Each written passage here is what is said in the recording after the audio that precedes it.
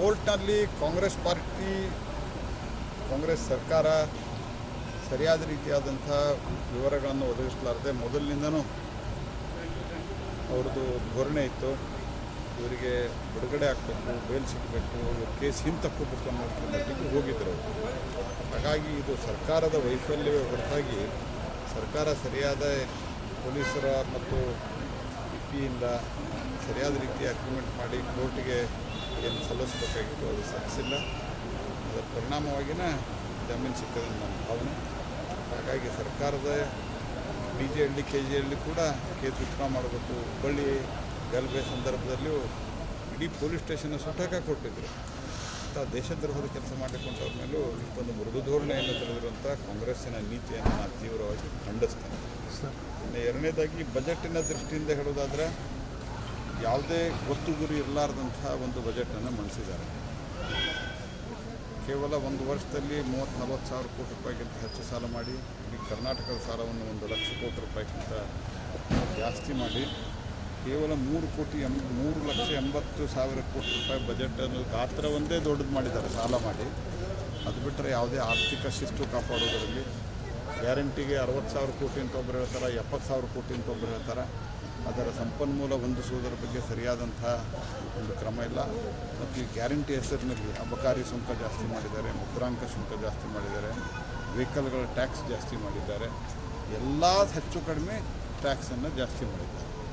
ಹೀಗಾಗಿ ಗೊತ್ತು ಗುರಿ ಇಲ್ಲದ, ಆರ್ಥಿಕ ಶಿಸ್ತಿಲ್ಲದ ಮತ್ತು ತನ್ನ ವೈಫಲ್ಯವನ್ನು ಮುಚ್ಚಿಕೊಳ್ಳಲಿಕ್ಕೆ ಬಜೆಟ್ ಭಾಷಣದಲ್ಲಿ ಕೇಂದ್ರದ ವಿರುದ್ಧನೇ ಮಾತನಾಡುವಂಥ ಕೆಲಸವನ್ನು ಮಾಡಿದ್ದಾರೆ ಹೊರತಾಗಿ ಬಜೆಟ್ನಲ್ಲಿ ಕೇವಲ ಅಂಕಿಅಂಶ ಹೇಳುವುದಷ್ಟೇ ಅಲ್ಲ, ಮುಂದೆ ಯಾಕಂದರೆ ಇದು ಅವರ ಪೂರ್ತಿ ಪ್ರಮಾಣದ ಮೊದಲನೇ ಬಜೆಟ್.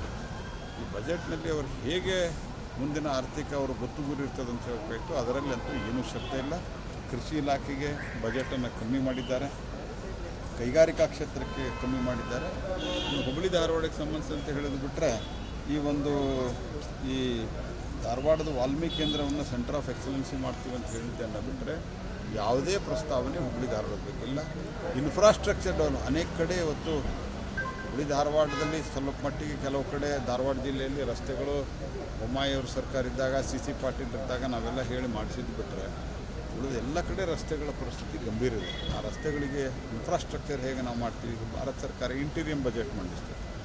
ನಾವು 11 ಲಕ್ಷ ಕೋಟಿ ರೂಪಾಯಿಯನ್ನು ರಸ್ತೆ ಇತ್ಯಾದಿ ಉಳಿದ ಇನ್ಫ್ರಾಸ್ಟ್ರಕ್ಚರ್ಗೆ ಕೊಟ್ಟಿದ್ದೀವಿ. ಇವ್ರ ಕಡೆ ಯಾವುದೇ ಧೋರಣೆ ಇರಲಾರ್ದಂಥ ಕೇವಲ ಚುನಾವಣೆಯನ್ನು ಗಮನದಲ್ಲಿಟ್ಟುಕೊಂಡು ಈ ರೀತಿ ಬೇಕಾಬಿಟ್ಟಿಯಾಗಿ ಮಂಡಿಸಿದಂಥ ಗೊತ್ತುಗುರಿಲಿರುವಂಥ ಒಂದು ಬಜೆಟನ್ನು ಅವರು ಮಂಡಿಸಿದ್ದಾರೆ. ಸರ್, ಹಳೆ ಬಳಿ ಪ್ರಕರಣ ಸಂಬಂಧಪಟ್ಟಂತೆ ನಿಮ್ಮ ಕಾನೂನು ಹೋರಾಟ ಮಾಡಲಿಕ್ಕೆ ಅಪೀಲ್ ಹೋಗಲಿಕ್ಕೆ ಇದು ಸರ್ಕಾರದ್ದೇ ಕೆಲಸ ಇರ್ತದೆ. ನಾವು ಅಪೀಲ್ ಹೋಗಿ ಬರೋದಿಲ್ಲ, ಅವರೇ ಹೋಗ್ಬೇಕಂತ ಅವರೇ ಹೋಗಬೇಕು. ಸರ್ಕಾರ ಅಪೀಲ್ ಹೋಗಬೇಕು, ಸರಿಯಾದಂಥ ವಕೀಲರನ್ನಿಟ್ಟು ಸುಪ್ರೀಂ ಕೋರ್ಟ್ನಲ್ಲಿ ಸರಿಯಾದ ವಾದವನ್ನು ಮಂಡನೆ ಮಾಡಬೇಕು. ಇಲ್ಲಾಂದರೆ ಈ ಗಲಭೆಕೋರರಿಗೆ ಒಂದು ಕುಮ್ಮಕ್ಕು ಸಿಕ್ಕಂಗೆ ಆಗ್ತದೆ.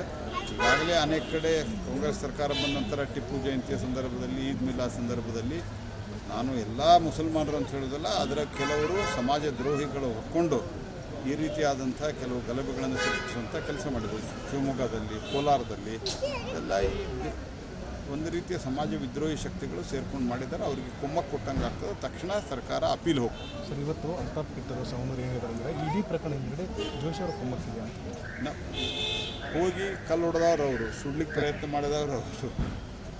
ಅಂದ್ರೆ ಅವ್ರಿಗೆ ಅವ್ರ ಹುಡುಗರು ಏನು ಅಲ್ಲೇ ಹೋಗಿದ್ದರು, ಆ ಹುಡುಗರಿಗೆಲ್ಲ ನಾ ಕುಮ್ಮಕ್ಕು ಕೊಟ್ಟಿದ್ದಂತೆ. ಚಿಲ್ಲರ್ ಮಾತಾಡೋರ ಬಗ್ಗೆ ನಾ ಏನು. Thank you sir.